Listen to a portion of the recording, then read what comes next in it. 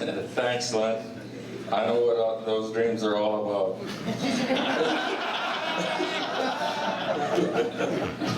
And I'm not going to go any further than that. Good afternoon, everybody. And I also would like to thank Ian and Dawn and Phyllis and naturally Lynn for the work they did on this book, because I think it's very important, and I know Ian worked so hard to make sure the board approved it and so on. So thank you, you guys, and Dawn. Good thing you kept bugging Jim. I enjoyed that. So this first part I didn't write. You'll know why. Thanks, Lynn, for taking many of us old guys down memory lane. You old guys. It's hard to believe it was 45 years ago that some of us in this room sat down together to talk about what a sport federation would do and how we could fund amateur sport. One of the stories I shared with Lynn for the book was about the day I met Bill Clark for the first time. Jerry, there's some of those stories we can't share either. But many of you probably know Bill Clark best for his career with the Saskatchewan Rough Riders. He played offensive and defensive tackle for 14 years for the Green and White, 8 seasons as a defensive captain. I met him when he worked for the provincial government in the Department of Culture and Youth. Joe Canuka introduced me to him. Our first meeting was at the hallway at the old Saskatchewan Sports and Recreation Unlimited building. I don't know why they called it unlimited. Believe me, it was limited. I was president of Baseball Saskatchewan. Joe was with Football Saskatchewan. Bill was just leaving a meeting with Joe.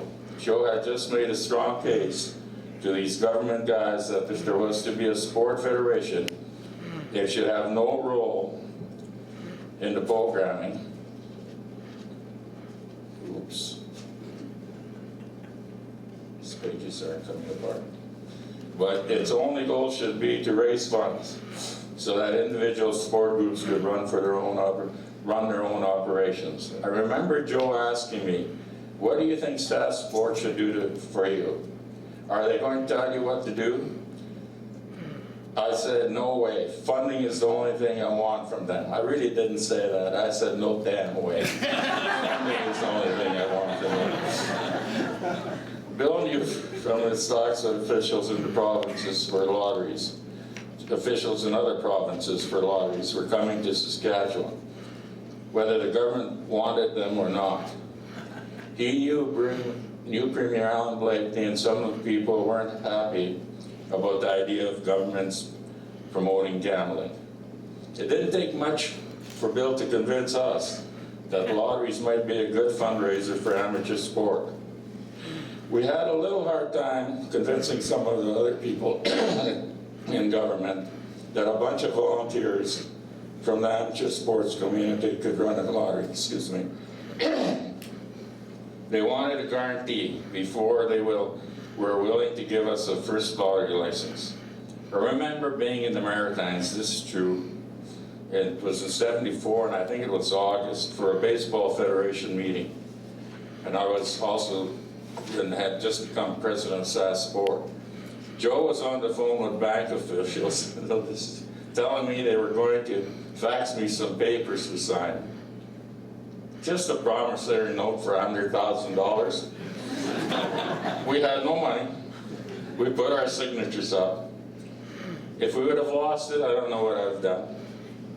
Bill Clark said to me, the government would help us out, and I said, oh yeah, sure they will. Then I got thinking, I'm down east, my wife and little boy are back home, the guy shooting the film.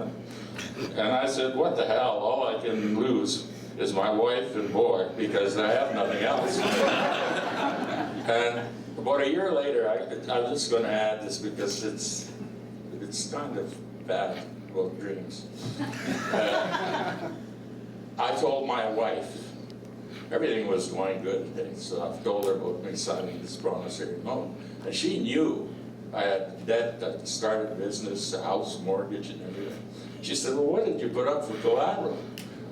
And like a dummy, I said, you? Your son.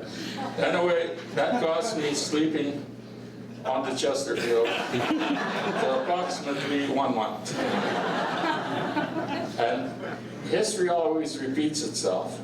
Here we are, 45 years later. I get the book in advance. I was one of the privileged ones to be able to read it because of this gathering today. And naturally, my wife went looking through it. And then she found the same quote. Guess where I'm at? I'm in Chesterfield. The only difference then is us old guys, it's not that bad.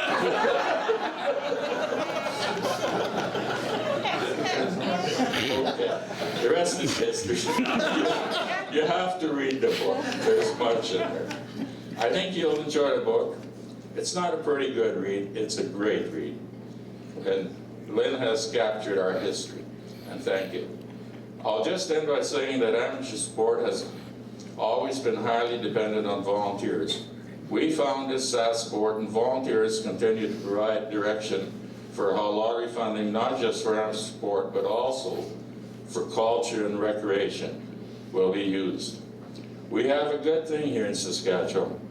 We have much better opportunities as volunteers to play an active role in the direction sport goes in Saskatchewan and type of programs that are funded in our communities than most other provinces, in fact, about most of the world.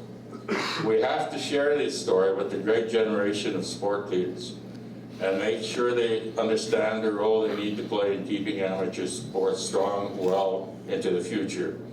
And in my opinion, nobody else can do it better than the volunteer, and that has been proven. In ending, I talked to Mr. Jim Burnett, he's something else.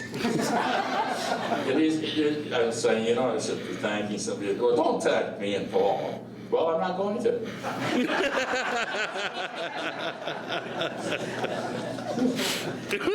But I would like to thank all of the employees of Sask Sport and the sports governing bodies for helping us to volunteer to reach our goals. Thank you, and thanks for coming.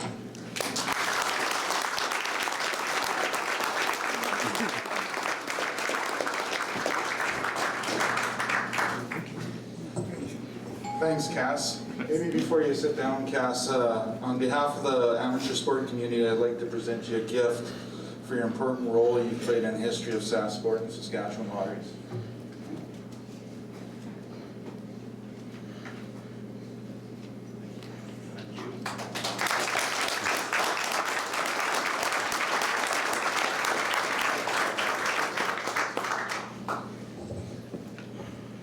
I still find that amazing that people put up their own money to get this organization going, and seeing where it's kind of blossomed to. It's a credit to not only the volunteers, but the people who have worked through Sask Sport through the years.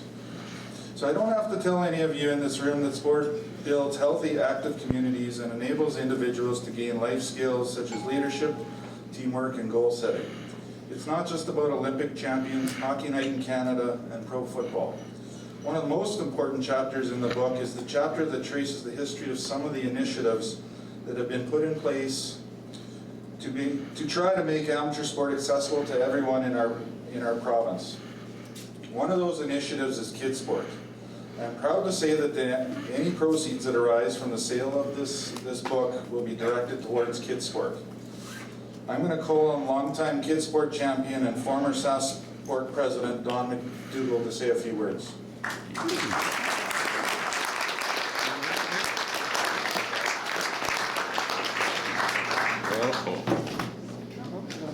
Guys, you gotta get working out. Okay. Thank you. It's the chair.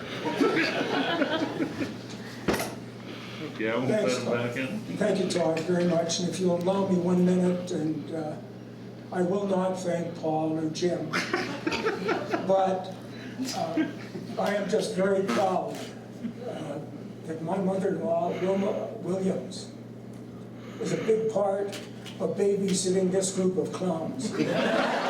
how she put up with them over all those years to get Jim out of the wrestling tights, into a suit, into a position of general manager, still amazes me today. Kidsport is a registered children's charity. It dedicates its funds and all of its work to establishing an opportunity for families that are financially disadvantaged to have their children participate in sport. So all kids can play.